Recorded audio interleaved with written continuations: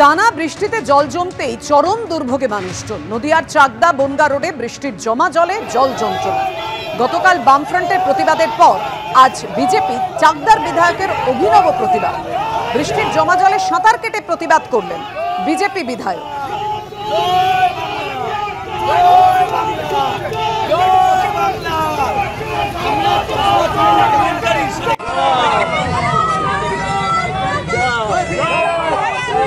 বিজেপির চাকদার বিধায়কের তার অভিনব প্রতিবাদ এই জমা জল নিয়ে শাসক দলের বিরুদ্ধে। সাঁতার কেটেই জমা জলে সাঁতার কেটে প্রতিবাদ করছেন তিনি।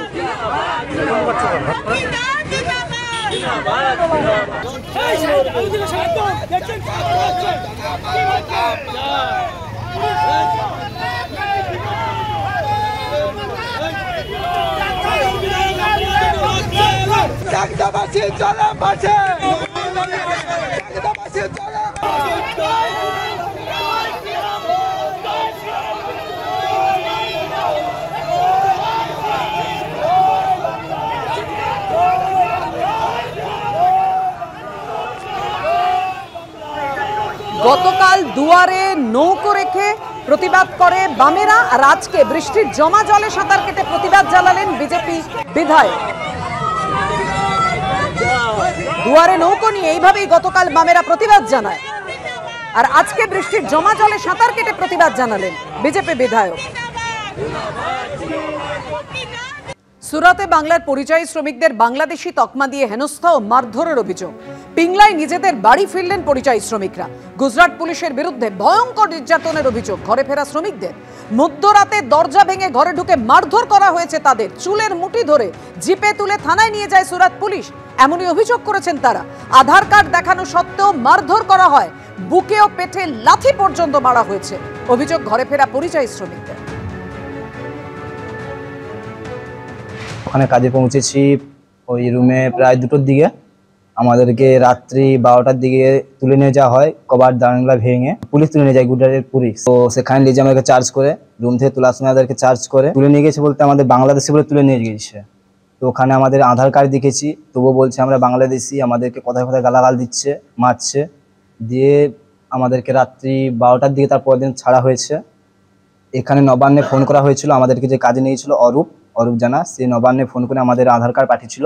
ওখান থেকে জানা যায় যে কিছু হেল্প করা হয়। আমাদের বাড়িতে পুলিশ এসে আমাদের বাড়িতে আমার মা বাবাকে বলে ওইসব তখন যোগাযোগ আমাদের নেই, ফোন নিয়ে নেয়। অফিসার এসে আমাদেরকে বললো বাংলাদেশি, তারপর গালাগাল করলো, লাদ মেরে ছাতিয়ে লাদ মেরে পেটে লাদ মারে আমাদেরকে তুলতে তারপর ঠাট্টাই করে মারলো যে তোমরা বাংলাদেশি, এখানে কি করতে এসছো, তোমরা আতঙ্কবাদী। তারপর আমাদেরকে এরকম চুল ফুলে ধরে জিভে তুলে নিয়ে থানাতে গেল। পর ওখানে যাওয়ার পর আমাদের সাথে সাইন ফাইন করে আমাদেরকে লকআপে ভরে দিয়েছে। যখন লকআপে ভরে তখন রাত্রি 2টো বেজে যায়। তারপর সকাল হলো, সকাল হতে তখন আবার অফিসার ওই ঠিক 8টা 9টার দিকে, আমার তখন টাইমটা আমার ঠিক মনে নেই, কারণ ফোন তো ছিল না, ফোন তো নিয়ে নিয়েছে ওরা। আধার কার্ড বের করলাম, দেখলো, বলে দেখার সঙ্গে সঙ্গেই মার আরম্ভ করে দিচ্ছে। যে যেরকম মারতিছে, বলে এটা তো ডুপ্লিকেট আধার কার্ড। কলকাতাতে তোমরা ওখানে তো ডুপ্লিকেট আধার কার্ড হয়, ওখানে ডুপ্লিকেট আধার কার্ড বানিয়ে তোমরা এসছো, তোমাদের ঘর ওখানে নয়, তোমরা বাংলাদেশি। তারপরে ওই যে গাড়ি যেতে যেতে আমরা যে থানায় ফোন করছিলাম, বাবা মাকে ফোন করছিলাম, ওরা আবার ডকুমেন্টস পাঠায়, সেই ডকুমেন্টস পাঠিয়ে আমরা আসি। শুনলেন আপনারা বুদ্ধদেব বারিকের অভিযোগ যে স্রেফ বাংলা ভাষায় কথা বলায় তাদের বাংলাদেশি সন্দেহ শুধু আটকেই রাখেনি, হেনস্থা ও ভয়ঙ্কর নির্যাতন হয়েছে তাদের উপর। বুদ্ধদেব বারিকের মা কি বলেছেন দেখুন। ছেলে বাড়িতে আসছে, ভালো লাগছে। অনেক চিন্তায় ছিলাম। মুখ্যমন্ত্রী মাননীয় মমতা ব্যানার্জি, ওনার দোয়ায়, অজিত মাইতি, ওনার দোয়ায়, আর এই যে প্রশাসন পুলিশের দোয়ায় আমি আমার ছেলেকে ফিরে পেয়েছি। ওদেরকে আমার অসংখ্য ধন্যবাদ, অথবা আমার প্রণাম জানাই ওদের চরণে। আমি ছেলেকে ওদের জন্যই পেয়েছি ফিরে।